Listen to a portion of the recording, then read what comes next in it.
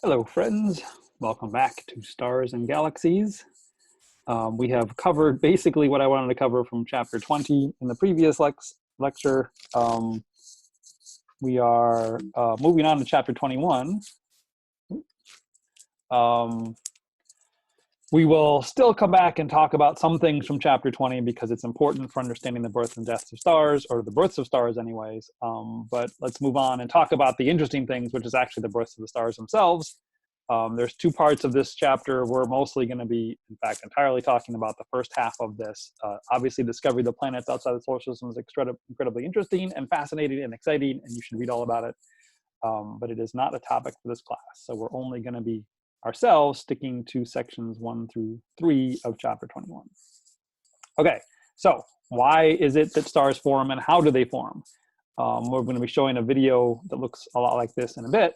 But let's think about the conditions first that you need to have in order to form a star. It is harder than you might think. In fact, we still, of all of the stages of stellar evolution, star formation is the least understood. And part of it is because it's so hard to do it.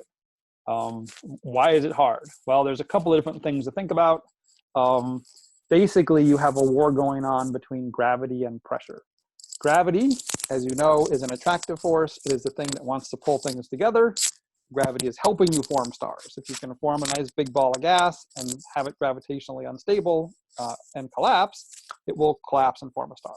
What is preventing that from happening usually is gas pressure. As you know, gas, if you try to squeeze it, let's say you blow gas into a balloon or something and you squeeze it, that gas doesn't want to be squeezed. It will find ways to get out. Your balloon will, if you squeeze it in one direction, will expand in the other direction. And that's all because of molecules in the air molecules in the balloon bouncing off of one another and not wanting to get any closer than that. Obviously, there's a lot fewer gas molecules in the ISM, but they still bounce off one another and they still exhibit a pressure, and that pressure prevents them from wanting to collapse and form a star. So if we want to form a star,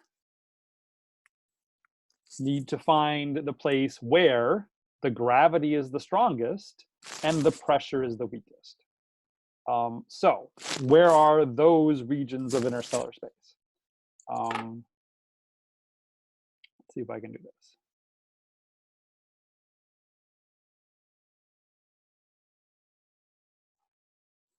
Okay, hopefully you are now seeing, instead of the PowerPoint slide, you are now seeing my whiteboard. We're going to try this out and see if it works.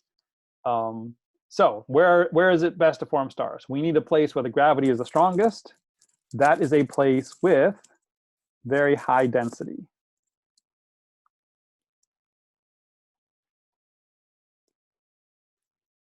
The more atoms there are in a particular region of space, the greater the gravitational attraction and the higher the force of gravity will be, and the more likely it is you will be able to form stars. The other place that gives you the high gravity, you need the low pressure.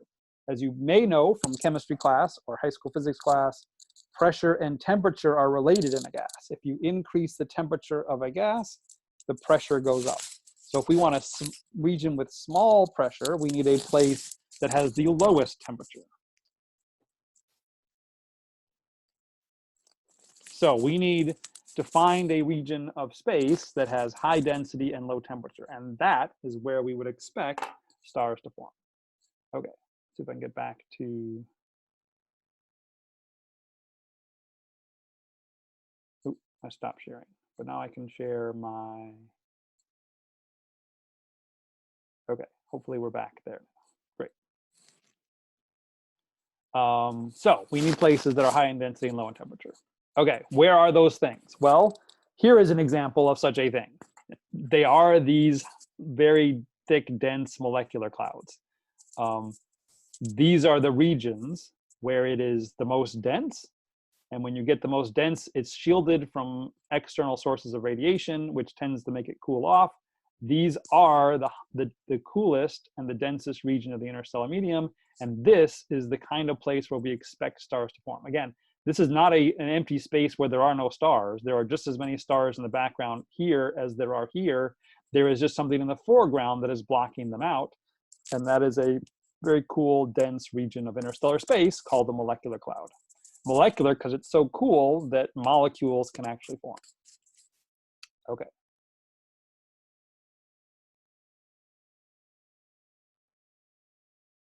Hopefully you were seeing that. If not, here it is. Okay, so how are we going to see these newborn stars? This, next slide, is an actual picture of a baby star. It doesn't look like it. We're not seeing anything here, but if you look closely, you might notice that there is a background stars are missing from this particular region of space. And that's not because there are no background stars there, it's because there happens to be a very dark cloud in the foreground that is obscuring all of the background stars. This happens to be a cloud that is housing a very young baby, what we would call protostar. And so if I go to the next slide, this is cool, watch this. There it is. You may not see this as exactly the same region of space, but I'm going to click back and forth, and hopefully you can see this. This star is the same, this star is the same, this star is the same. This is a, oh, went the wrong direction. You can see all of, actually you can't see that star, but those two stars, you can see the pattern is exactly the same. The brightnesses have changed drastically between this one and this one. This is an image that was taken in the visible part of the spectrum. This is an image that was taken in the infrared part of the spectrum. Infrared light passes much more easily through these dark molecular clouds. And so it is possible to see into them and actually see a very bright object in the infrared anyway, embedded in this very dark cloud. This is a protostar. This is a baby star in its stellar nursery still. Aw, isn't it cute? So one of the points here is that infrared light is much better at observing these. You can still get you can still get stellar photospheres. You can still see the stars themselves, but you can see much easily through these interstellar clouds to see actually what's going on inside of them.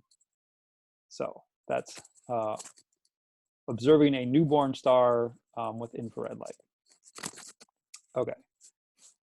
Now, here's a cool topic also. It turns out that this interstellar gas, even the non-dense molecular cloud gas, can obscure the sunlight, the starlight behind it. So for instance, if you have a star, it's going to be emitting lots of infrared, radiation at all wavelengths.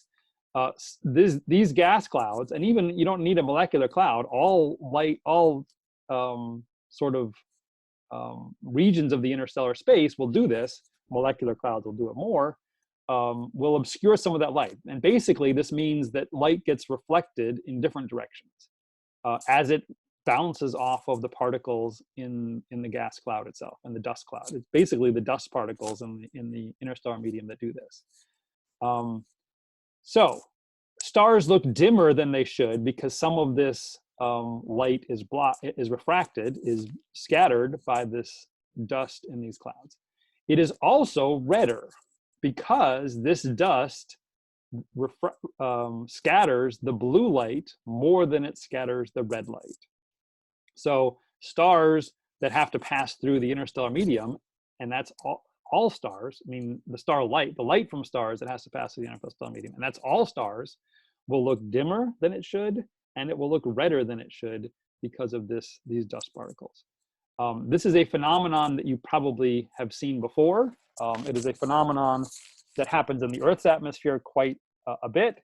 And in fact, if you look at a picture like this of a beautiful sunset, don't we all wish we were there?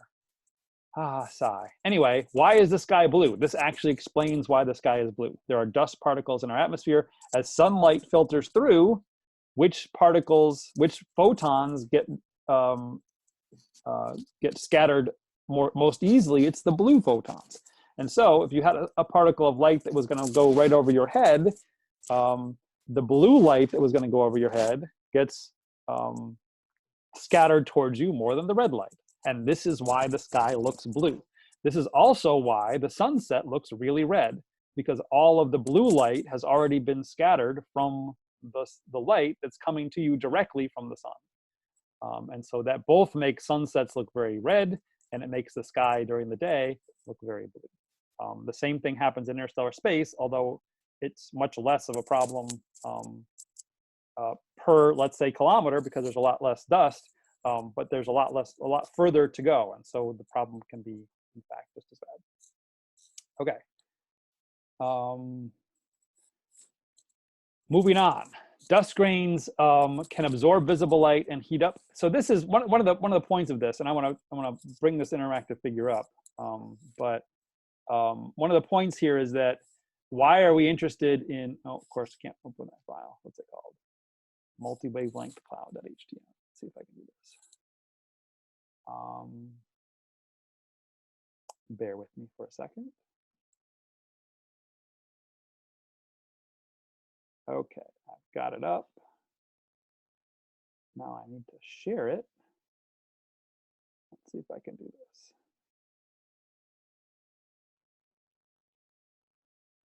Okay, hopefully you're seeing this visible light image. Bring it over here so I can actually see it. Great, perfect.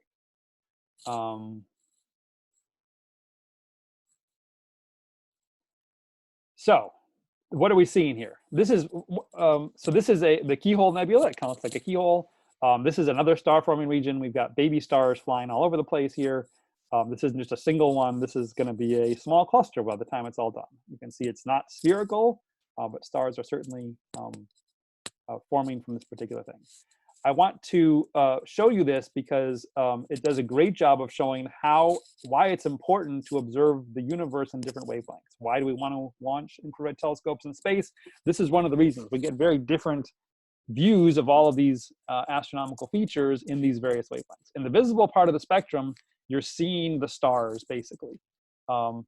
Everything that's, and you're seeing this glowing H2 region, this glowing gas. Ionized hydrogen that has been heated up by these baby stars.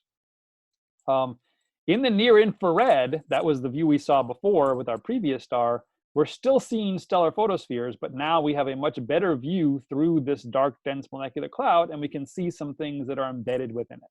So if I click on the near infrared, now all of a sudden we're seeing the gas itself glowing, and we get a much better view of what's going on inside. I'll show some labels. We've got some very young stars here, here, here, and here. I go back to visible. Some of those stars, some of those protostars aren't even visible yet. What is a protostar? A protostar is basically a star that's still embedded in the molecular cloud in which it formed.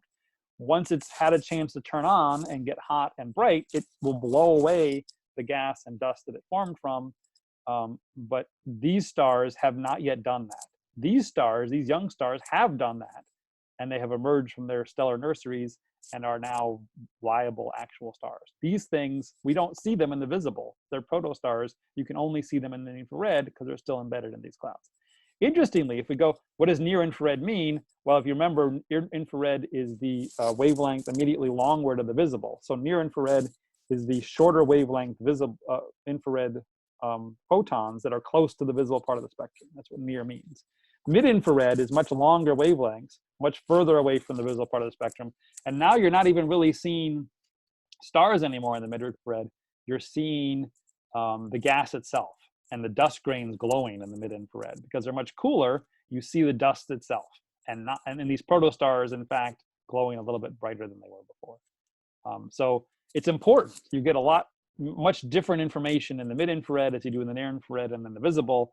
And that's why astronomers are so keen to launch telescopes that can observe in all of these wavelengths, because it gives us much different views of the universe for all of these things.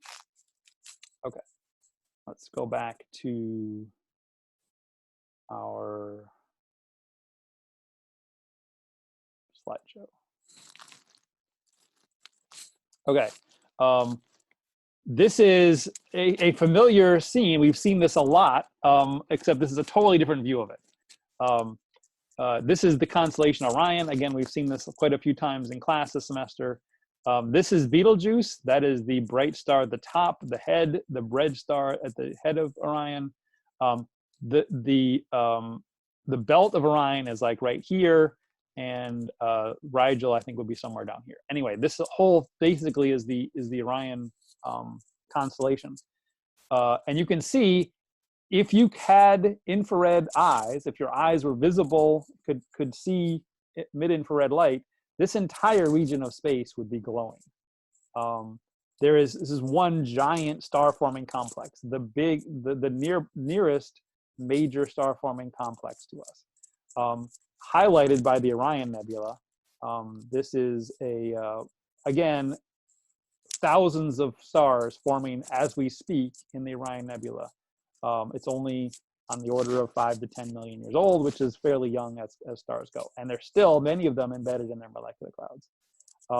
But this whole complex, you can see, is glowing in the infrared because baby stars are forming and causing this gas to glow at visible, and in this case, infrared light. So you can see lots of different pockets of star formation happening in this particular region of space. Okay, I will come back and start a new video, and we'll talk about how actually stars form next time.